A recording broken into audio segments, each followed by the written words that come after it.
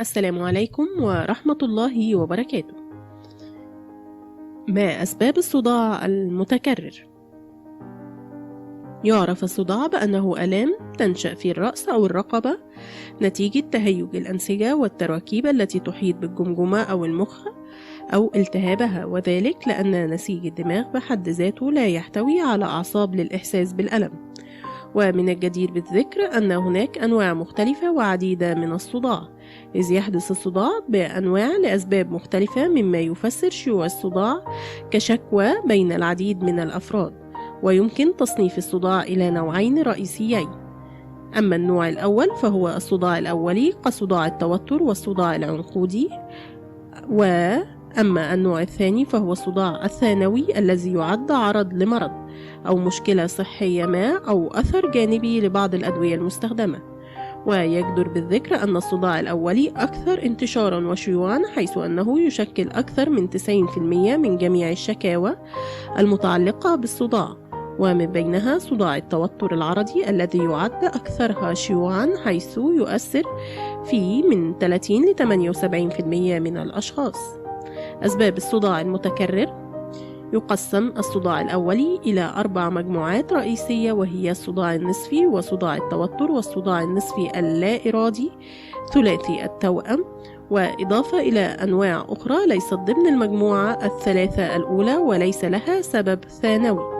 ومن الجدير بالذكر أن أنواع الصداع الأولي لا ترتبط بأي خلل واضح في الدماغ، وبالتالي غالبا لا تظهر أي نتائج غير طبيعية عند إجراء عديد من الفحوصات على الدماغ، على عكس الصداع الثانوي الذي يترافق عادة مع ملاحظة اضطرابات في الفحص السريري. وتحدث هذه الأنواع من الصداع عادة في وقت مبكر من الحياة، وتنخفض معدلات حدوثها بعد سن من 40 ل 50. وفيما يلي ذكر الأنواع المختلفة للصداع الأولي. الصداع النصفي وهو نوع من الصداع المتكرر الذي يسبب آلام تتميز بالنبض أو الخفقان، وتتراوح في الشدة بين المعتدلة إلى شديدة، وغالبا ما يكون الألم على جانب واحد من الرأس. وقد يكون الصداع مصحوب بأعراض أخرى مثل الغثيان والضعف والحساسية للضوء والصوت. ويعتقد الباحثون أن الصداع النصفي يرتبط بأسباب وراثية، إلا أن هناك عدد من العوامل الأخرى التي يمكن أن تؤدي إلى الإصابة بالصداع النصفي، بما في ذلك الضغط العصبي والقلق والتغيرات الهرمونية عند النساء، والأضواء الساطعة أو الوامضة، وصوت الضجيج العالي، والرائحة القوية، وبعض الأدوية، وكثرة النوم أو عدم النوم لفترة كافية، والتغيرات المفاجئة في الطقس أو البيئة، وممارسة الكثير من النشاط البدني والتدخين، والأعراض الانسحابية للكافيين أو تناول الكافيين، وتخطي وجبات الطعام، والإفراط في تناول الأدوية المستخدمة في علاج الصداع النصفي، وبعض الأطعمة والمضادات الغذائية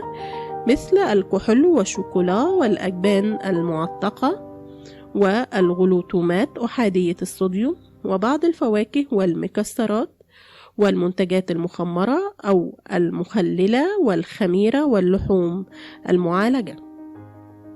صداع التوتر: يسبب صداع التوتر الشعور بألم خفيف وضيق أو ضعف حول الجبهة أو مؤخرة الرأس والرقبة، وقد يصفه بعض المرضى بالمشبك الذي يضغط على الجمجمة، وهو أكثر أنواع الصداع شيوعا بين البالغين.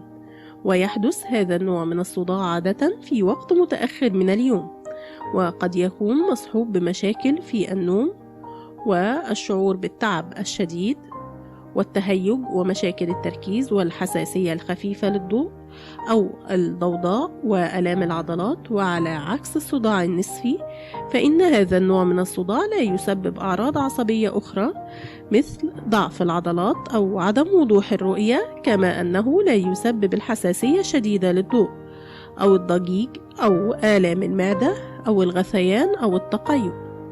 ومن الجدير بالذكر أنه لا يوجد سبب واحد للإصابة بصداع التوتر، وفي معظم الأحيان ينجم صداع التوتر عن الضغط في العمل والمدرسة والعائلة والأصدقاء وغيرها من العلاقات، ولا يرتبط هذا النوع من الصداع بالوراثة.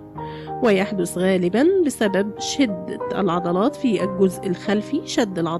الجزء الخلفي من الرقبة وفروة الرأس. كما تضم قائمة الأسباب الأخرى لهذا النوع من الصداع قلة الراحة والإجهاد العاطفي أو العقلي، بما في ذلك الاكتئاب والقلق والإعياء والجوع وانخفاض مستوى الحديد وتعاطي الكحول وتناول الكافيين ومشاكل الفم والأسنان.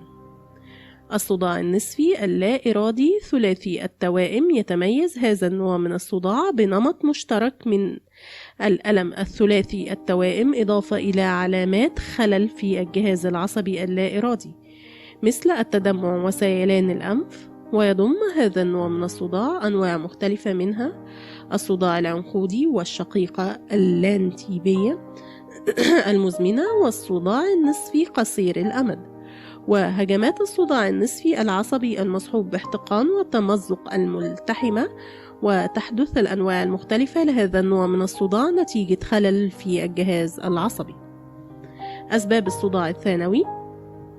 يعد الصداع الثانوي أحد أعراض الأمراض التي يمكن أن تؤثر في أعصاب الرأس الحساسة للألم، ومن الجدير بالذكر أن هناك العديد من الحالات المتفاوتة في الشدة إلى حد كبير، والتي يمكن أن تسبب الصداع الثانوي. وتضم قائمة أسباب الصداع الثانوي ما يلي: التهاب الجيوب الأنفية الحاد، التمزقات الشريانية والانسلاخات السباتية أو الفقارية، التخثر الوريدي داخل المخ وهي حالة مختلفة عن السكتة الدماغية، تمدد الأوعية الدموية في الدماغ وهي نتوء في أحد شرايين الدماغ، التشوه الشرياني الوريدي وهو تشكل غير طبيعي للأوعية الدموية في الدماغ، تشكل ورم في المخ، التسمم بأول أكسيد الكربون، استخدام الغلوتومات أحادية الصوديوم، ارتجاج المخ، الجفاف، مشاكل الإنسان، مشاكل الأسنان، عدوى الأذن الوسطى، نشوء ورم دموي داخل الجمجمة، الأنفلونزا وغيرها من الأمراض المصحوبة بالحمى، التهاب الدماغ، التهاب الشرايين الصدغي،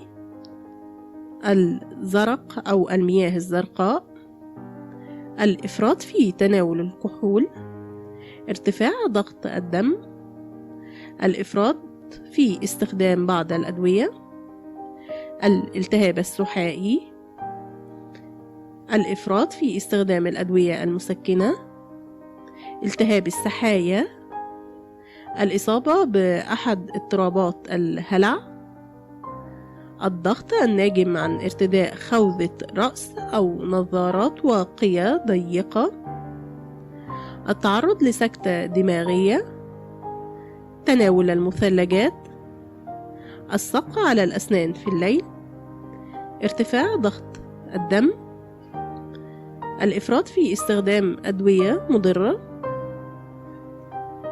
التهاب الشرايين، عدوى الأذن الوسطى، مشاكل الأسنان. شكرا والسلام عليكم ورحمة الله وبركاته، ودمتم بصحة وعافية. ونرجو لو أعجبكم الفيديو الاشتراك في القناة بالضغط على زر سبسكرايب ولايك إذا أعجبكم الفيديو. شكرا.